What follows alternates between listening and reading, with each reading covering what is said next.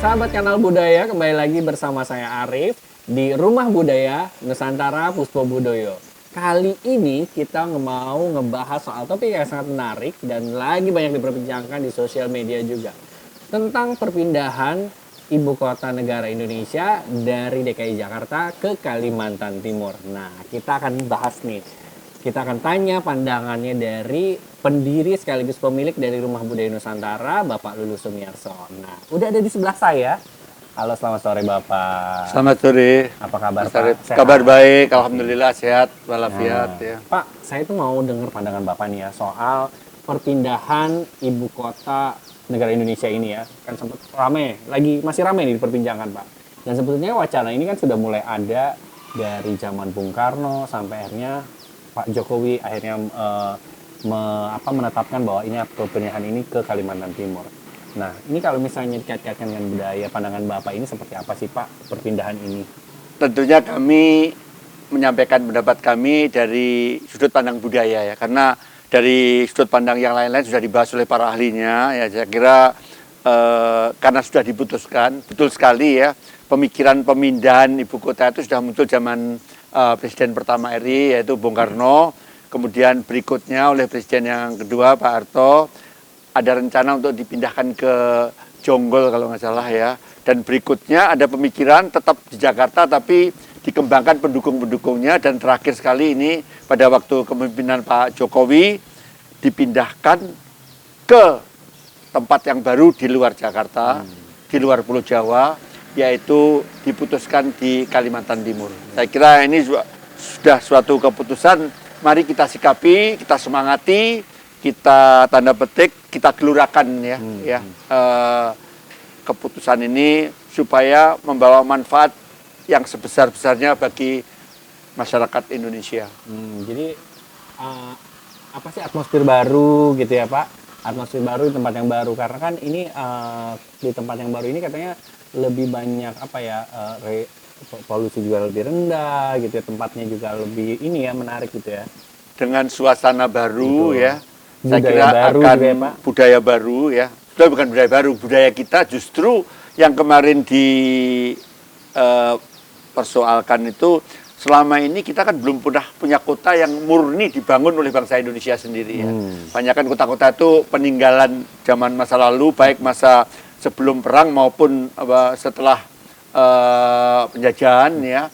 Banyak bangunan-bangunan di Jakarta misalnya ya, istana yang dipakai itu adalah sekarang ini ya, itu adalah bangunan Belanda, Gubernur Jenderal Belanda kalau nggak salah ya. Jadi rasanya ada keinginan ya membangun suatu kota yang dibangun oleh arsitek bangsa Indonesia sendiri, bernuansa Indonesia, dan sudah menerapkan prinsip-prinsip kekinian, yaitu ramah lingkungan, istilahnya itu yang berprinsip nuansa hijau ya.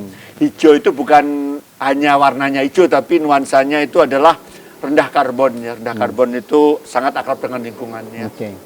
Jadi mungkin ini juga bisa meningkatkan martabat negeri kita di luar mata luar ya Pak, karena benar-benar kita menampilkan budaya murni Indonesia gitu ya, di kota yang baru ini ya. Kalau kita lihat ikoniknya ya, kan sudah diumumkan oleh pemerintah ya, desain dari Istana Negara yang berlambangkan burung Garuda yang mengepakkan sayapnya begitu ya. Saya kira ini bahasa gaulnya itu Indonesia banget, Nusantara banget gitu loh ya. Jadi burung Garuda itu kan udah melekat di negara kita ya, Garuda Pancasila. Tapi kan kalau gambar resmi itu ditampilkan kan ya kurang pas kalau ditampilkan. Tapi dengan nuansa Garuda itu saya kira itu udah Indonesia banget lah ya. Oke. Kalau Pak kita ngobrol soal dikaitkan ini dengan cerita budaya lah ya Pak. Ini cerita budaya tentang perpindahan di ibu kota negara yang baru.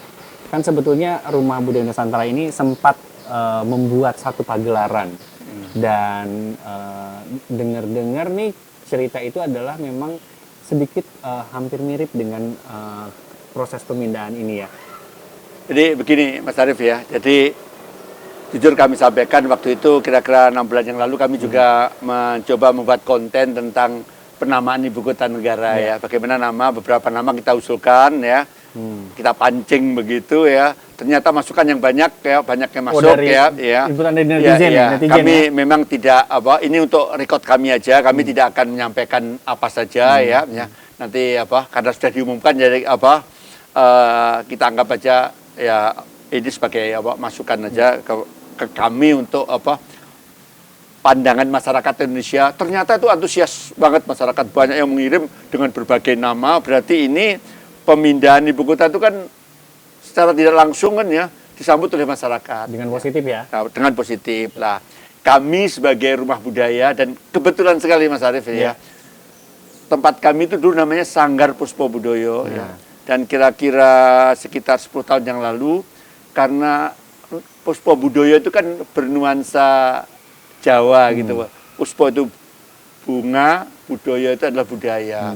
Makanya karena setelah kami mengadakan beberapa kali muhibah ke luar negeri ya, diantaranya ke Athena, Madrid, Barcelona, ke Roma, bahkan sampai ke Santiago ya.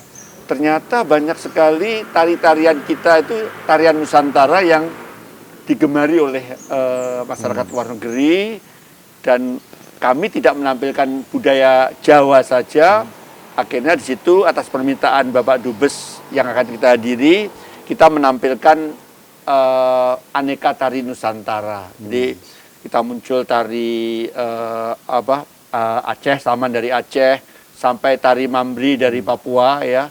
Ada tari giring-giring dari Kalimantan, dan apalagi Jawa dan Bali itu kita tampilkan semua, sehingga sepulang dari muhibah itu teman-teman di kepengurusan RBN Puspo Budoyo mengubah ya, menyesuaikan nama kira-kira 10 tahun yang lalu dari Sanggar Puspo Budoyo menjadi Rumah Budaya Nusantara, disingkat RBN Puspo Budoyo. Jadi kata Nusantara itu sudah kami pakai ya. Jadi kami senang sekali bahwa akhirnya yang dipilih itu kata Nusantara ya. Artinya minimal pasti itu penghayatannya kami akan lebih menghayati lagi, dan banyak hal yang sebenarnya bisa diceritakan tentang Nusantara ini untuk istilahnya itu ya bagaimana ya menyikapi dalam arti positif ya terhadap pemilihan nama Nusantara ini. Oke, kalau misalnya ngomongin soal yang tadi Pak, Sanggar Budaya ini kan atau Rumah Budaya Nusantara ini kan pernah menggelar satu pagelaran tentang yang ini mungkin ada kaitannya dengan kepindahan ibu kota negara juga ini Pak. Dulu ada Bapak menggelar satu pagelaran ya. Sebetulnya cerita wayang ini, karena wayang itu termasuk tanda petik cabang budaya yang kami apresiasi di sini, kami lestarikan dan kami kembangkan. Cerita itu sudah ada lama ya. Ya tentu kami karena ada pembahasan tentang pemindahan ibu kota negara di hutan Kalimantan ya, kalau boleh kita sebut ya. Sebetulnya cerita itu sudah ada ya, sudah ada di dalam pakem pewayangan namanya Babat Alas Wonomerto, yaitu membuka hutan Wonomerto itu untuk ibu kota Amarta kalau nggak salah ya. Jadi di situ judulnya kalau Babat Alas Wonomerto itu kayak terkesan pasif ya.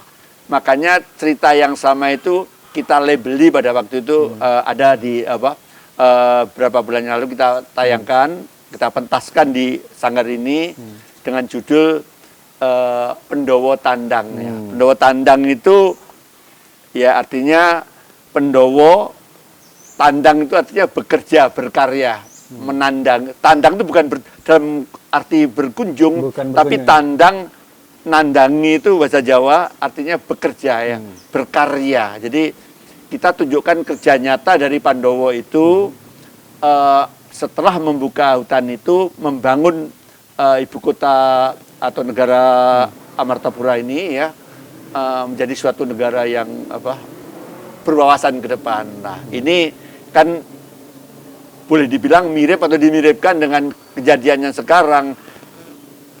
Perpindahan kita itu harus kita sikapi dengan kerja keras, membuka eh, bagian kota Penajam Pasir Utara itu hutannya kita buka, kita jadikan suatu ibu kota negara. Yang Jadi baru ya. ya, jadi cerita itu sudah ada sebetulnya, cuman kami angkat kembali, kami labeli dengan judul Pendowo Tandang untuk agar kita bersifat aktif ya, tidak pasif tapi aktif.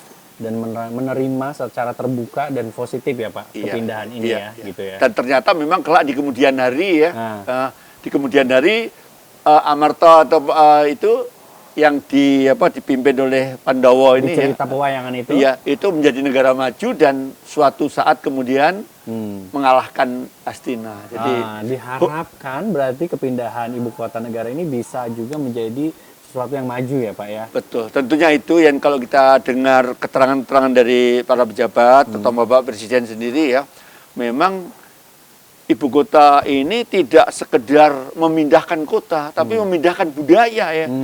Harapan kami dengan pindah ke Kalimantan Timur, Nusantara, kota Nusantara ini di sana, tidak meninggalkan kebudayaan setempat, terutama di sana adalah budaya Dayak, semacam itu.